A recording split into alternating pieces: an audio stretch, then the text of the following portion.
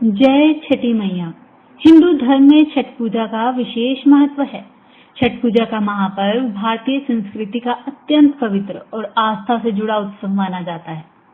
छठ पूजा की शुरुआत नहाए खाए से होती है, जिसमें व्रती स्नान कर पवित्र भोजन करते हैं और अगले दिन के व्रत की तैयारी करते हैं। दूसरे दिन खरना मनाया जाता है। इस दिन व्रती पूरे दिन उपवास रखकर शाम को गुड़ की खीर और रोटी का प्रसाद ग्रहण करते हैं।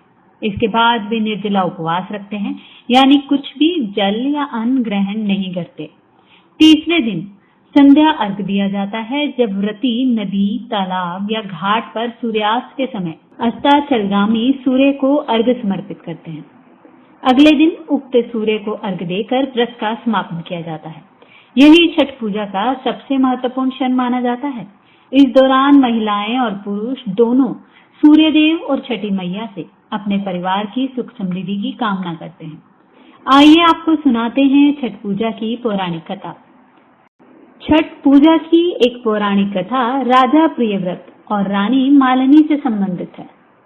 कहा जाता है कि राजा प्रियव्रत के कोई संतान नहीं थी, जिससे वे बहुत दुखी थे। संतान प्राप्ति के लिए उन्होंने अपनी पत्नी के साथ महर्षि कश्यप के मार्गदर्शन में यज्ञ किया। यज्ञ के बाद रानी ने खीर का प्रसाद ग्रहण किया और गर्भवती हुई, लेकिन दुर्भाग्यवश एक मृत पुत्र को जन्म दिया। इस दुख से व्याकुल होकर राजा प्रियव्रत ने अपने जीवन का अंत करने का निश्चय किया।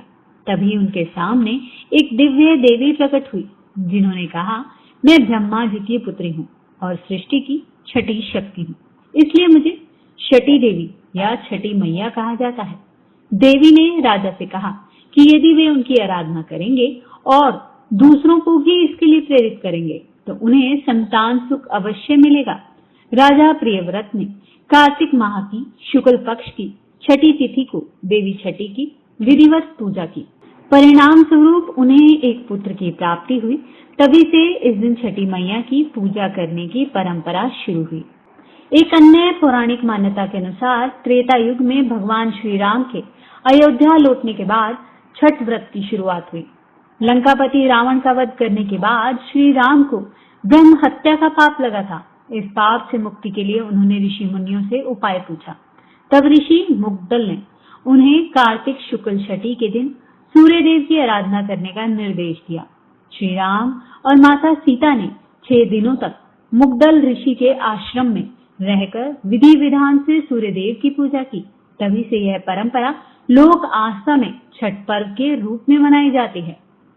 द्वापर युग में भी छठ व्रत का विशेष महत्व रहा है।